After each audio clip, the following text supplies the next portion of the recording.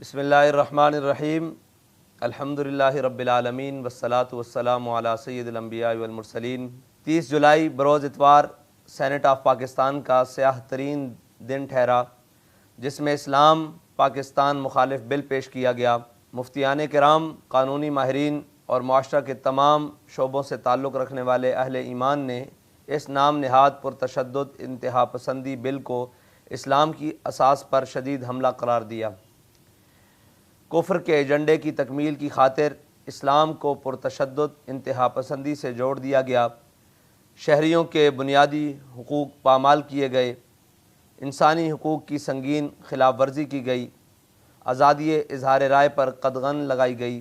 Media کا گلا گھونٹ دیا گیا، انفرادی اور نجی زندگی کی جاسوسی اور عزتوں کو اچھالنے کے لیے بھیانک منصوبہ بنایا گیا۔ یہ وہ بل ہے جس بل کو چھٹی والے دن عجلت میں پیش کیا گیا، جس میں حکومت نے اپنے اتحادیوں کو بھی ماد میں نہیں لیا، اور جب یہ مذموم بل پیش کیا گیا تو ارکان سینٹ بھی محو حیرت تھے کہ یہ شب خون کیسے مارا گیا۔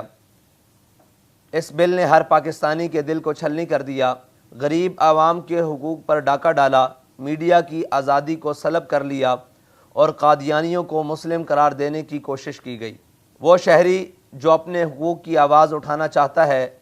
اس حق کو یہ بل انتہا پسندی، افراتفری اور شر انگیزی کہتا ہے۔ جو شخص اپنے حقوق کی آواز بلند کرے یا کسی بھی معاملات میں حکومت کے خلاف بات کرے تو اس کی نجی زندگی کو تباہ کرنے کے لیے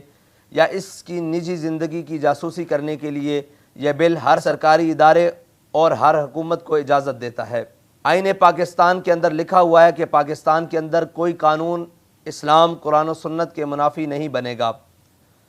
یہ بل اسلام کی ہر بات سے ٹکراتا ہے، اسلام کی ہر تشریع سے ٹکراتا ہے، اسلام کے ہر قانون اور احکامات کے متصادم ہے۔ امام الانبیاء حضور پرنور شافع یوم النشور صلی اللہ تعالیٰ علیہ وسلم کے ہر فرمان سے ٹکراتا ہے،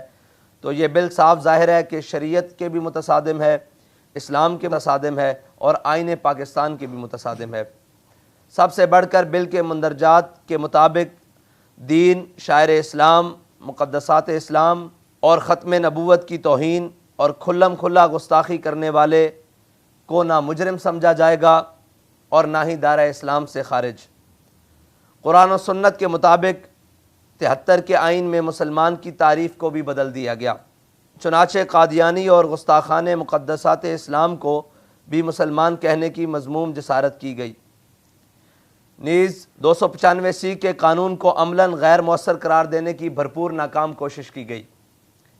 اسلامی فکر کی آبیاری کرنے والے مدارس اسلامیہ کے نقوش کو مٹانے کے مذموم عزائم جیسے بدترین کفر کے ایجنڈے کو شامل کیا گیا۔ تحریک لبیک پاکستان اس اسلام مخالف بل کی شدید مذمت کرتی ہے اور کفر کے تمام منصوبوں کے خلاف ہمیشہ میدان عمل میں ہے، اور تحفظ اسلام، تحفظ ختم نبوت، تحفظ ناموس رسالت اور تحفظ نظریہ پاکستان، بقائے پاکستان اور حقوق عوام کے لیے ہمیشہ میدان عمل میں رہے گی۔ تحریک لبیک پاکستان ہر اس کردار کو بے نقاب کرے گی جس نے یہ بل پیش کیا یا جس کی خواہش پر پیش کیا گیا یا جو اس پر خاموش تماشائی یا خاموش حامی رہے۔ انشاءاللہ تحریک لبیک پاکستان اس کو بے نقاب کر کے عوام کے سامنے لائے گی۔ اس بل کے ظاہری و پوشیدہ کرداروں کو اور کفر کے اعلی کاروں کو یہ پیغام دینا چاہتے ہیں کہ انشاءاللہ اسلامیان پاکستان تحفظ اسلام کے لیے، تحفظ پاکستان کے لیے اور حقوق عوام کے لیے اپنے آخری خون کے قطرے تک قربانی دینے کے لیے تیار ہیں، اور اگر کسی بھی غیر ملکی ایجنٹ کو اور کسی بھی غیر ملکی اشارے پر چلنے والے کو یہ غلط فہمی ہے کہ پاکستان کے اندر اسلام کی اساس کو مٹا دیا جائے گا یا پاکستان کے آئین کو ختم کر دیا جائے گا یا جس مقصد کے لیے پاکستان کو بنایا گیا یا جس مقصد کے لیے پاکستان لیا گیا اس کو ختم کر دیا جائے گا، یہ اس کی ایک خام خیالی ہے۔ انشاءاللہ جب تک پاکستان میں امام الانبیاء صلی اللہ تعالیٰ علیہ وسلم کے عشاق بستے ہیں اور اپنے وطن سے محبت کرنے والے پاکستانی رہتے ہیں، اس آخری سانس تک تحفظ اسلام کے لیے، تحفظ پاکستان کے لیے اور عوام کے حقوق کے لیے انشاءاللہ میدان عمل میں رہیں گے.